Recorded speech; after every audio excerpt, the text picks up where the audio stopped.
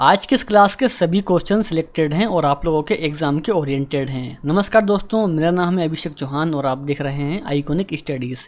दोस्तों ये सभी क्वेश्चन सिलेक्टेड हैं और आप लोगों के एग्जाम के ओरिएंटेड हैं। आप लोग किसी भी परीक्षा की तैयारी करते हो, रेलवे, एसएससी, यूपी पुलिस या फिर कोई भी गवर्नमेंट एग्जाम हो, तो आप लोग इस वीडियो को एक बार पूरा कंप्लीट जरूर देखिए। शुरुआत कर लेंगे आज के हमारे पहले और बेहद ही शानदार क्वेश्चन के साथ में। दोस्तों आज का पहला क्वेश्चन दिया गया है कि आरंभिक वैदिक साहित्य में सर्वाधिक वर्णित नदी कौन सी है। तो मेरे प्यारे साथियों, आरंभिक वैदिक साहित्य में सर्वाधिक वर्णित नदी है सिंधु नदी, यानी कि सिंधु नदी हमारे इस क्वेश्चन का सही आंसर हो जाएगा। नेक्स्ट है कि उपनिषद किस पर आधारित पुस्तक है। सही उत्तर है दर्शन। दोस्तों दर्शन पर आधारित पुस्तक है उपनिषद। चलिए तो आगे है, गौतम बुद्ध ने अपनी मृत्यु के पहले बौद्ध संघ के नेतृत्व के लिए किसे नामित किया था। तो राइट आंसर है महाकश्यप। दोस्तों महाकश्यप को नामित किया था, ठीक है ना। इसके अलावा यदि आपको इनमें से किसी भी क्वेश्चन का आंसर पता है तो नीचे कमेंट सेक्शन में आपको उस क्वेश्चन का आंसर भी करते हुए जाना है, जिससे कि आपका रिवीजन और बेहतर हो सके, ठीक है ना। चलिए आगे है कि जैन धर्म में पूर्ण ज्ञान का अर्थ क्या है। तो मेरे प्यारा साथियों, जैन धर्म में पूर्ण ज्ञान का अर्थ होता है केवल्य। तो राइट आंसर इस क्वेश्चन का हमारा ऑप्शन नंबर डी है। चलिए आगे है, हाइड्रो स्पीच का युद्ध किस नदी किनारे हुआ था। सही उत्तर है झेलम। तो मेरे प्यारा साथियों, झेलम किनारे हुआ था हाइड्रो स्पीच का युद्ध। मरुगन देवता की उपासना सबसे पहले किसने शुरू की थी। बिल्कुल दोस्तों, टॉप लेवल का क्वेश्चन है। सही उत्तर है तमिल। दोस्तों तमिलों ने की थी मुरुगन देवता की उपासना सबसे पहले शुरू। सिल्क मार्ग किसने आरंभ कराया था। तो राइट आंसर है कनिष्क। दोस्तों कनिष्क के द्वारा सिल्क मार्ग आरंभ कराया गया था, यानी कि सही उत्तर इस क्वेश्चन का हो जाएगा ऑप्शन नंबर ए, ठीक है ना। नेक्स्ट है कि संगम काल में मंत्रियों को क्या कहा जाता था। तो मेरे प्यारा साथियों, अमेचार कहा जाता था संगम काल में मंत्रियों को, यानी कि राइट आंसर इस क्वेश्चन का हो जाएगा ऑप्शन बी, ठीक है ना। चलिए नेक्स्ट है कि उज्जैन का प्राचीन काल में नाम क्या था। दोस्तों अवंतिका था उज्जैन का प्राचीन काल में नाम। चलिए 10वां क्वेश्चन हमारा, राष्ट्रीय डेयरी विकास बोर्ड की स्थापना कब की गई थी। तो मेरे प्यारा साथियों, राष्ट्रीय डेयरी विकास बोर्ड की स्थापना की गई थी 1965, यानी कि 1965 में, ठीक है ना। चलिए आगे है, CSO की स्थापना किस वर्ष की गई थी। दोस्तों 1951 में हुई थी CSO की स्थापना। 12 है, प्रधान माध्यम रेखा कहाँ से गुजरती है। ग्रीनविच, फिलीपींस, नॉर्वे या फिर जापान। तो अब देखिए, जो प्रधान माध्यम रेखा है वह गुजरती है ग्रीनविच से, तो ग्रीनविच हमारे इस क्वेश्चन का एकदम राइट आंसर रहेगा। नेक्स्ट है कि उत्तरी गोलार्ध में सबसे बड़ा दिन कब होता है।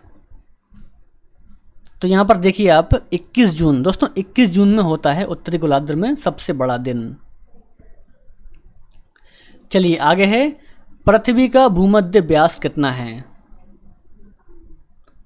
तो इस क्वेश्चन का सही आंसर है, देखिए पृथ्वी का भूमध्य व्यास दोस्तों ये है 12,742 किलोमीटर। दोस्तों 12,742 किलोमीटर पृथ्वी का भूमध्य व्यास होता है, यानी कि इसके हिसाब से जो ऑप्शन नंबर सी है तो वह राइट आंसर रहेगा।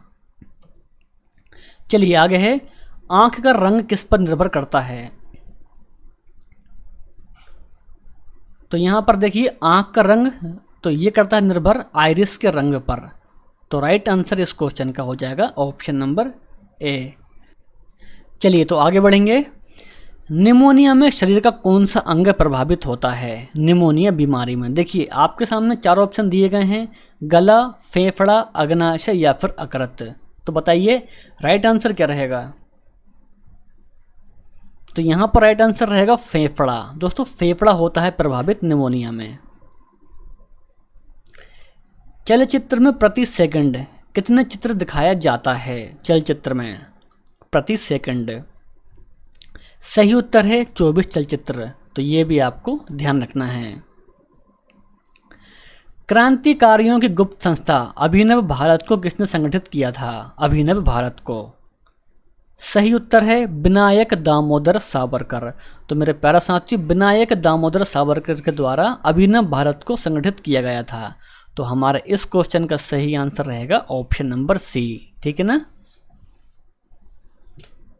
चलिए आगे बढ़ेंगे दोस्तों।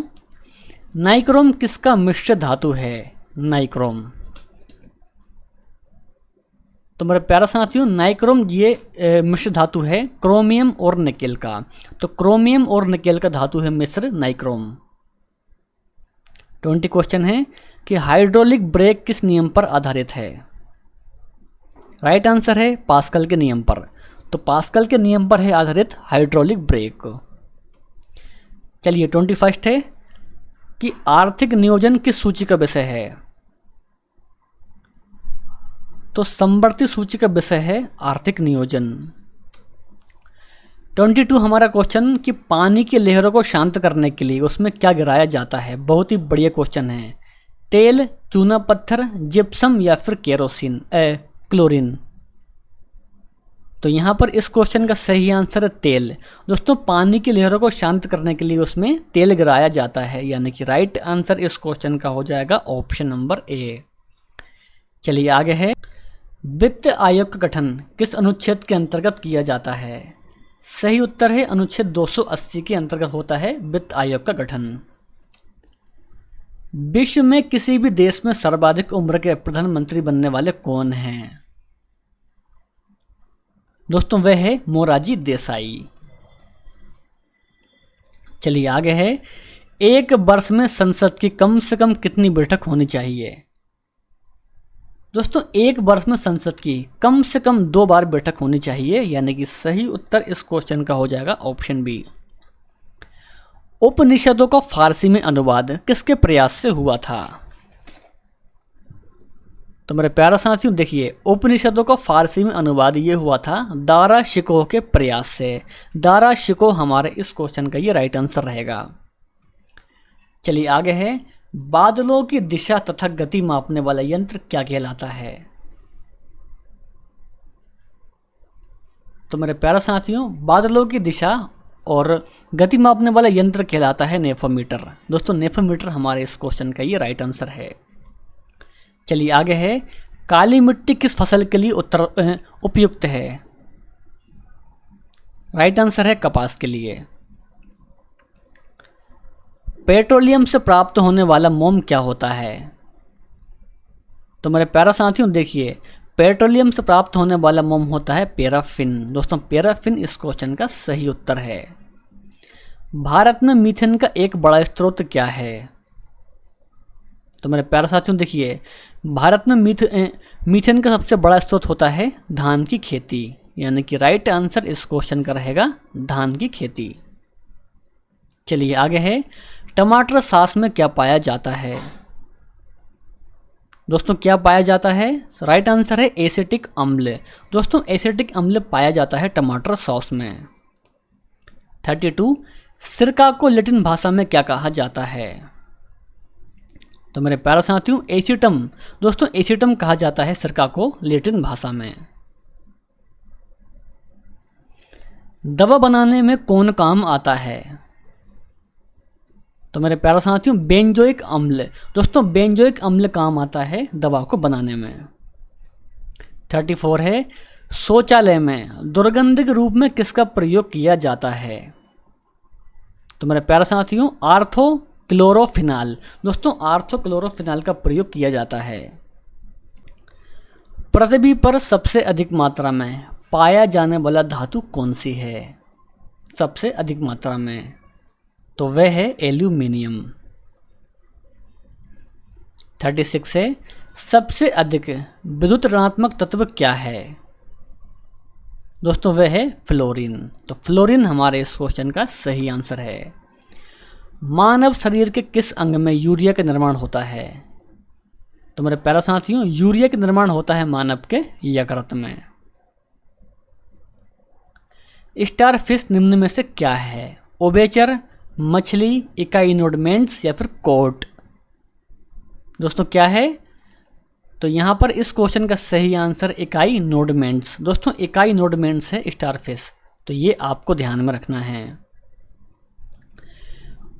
तत्वों का सबसे पहला वर्गीकरण किसने किया था?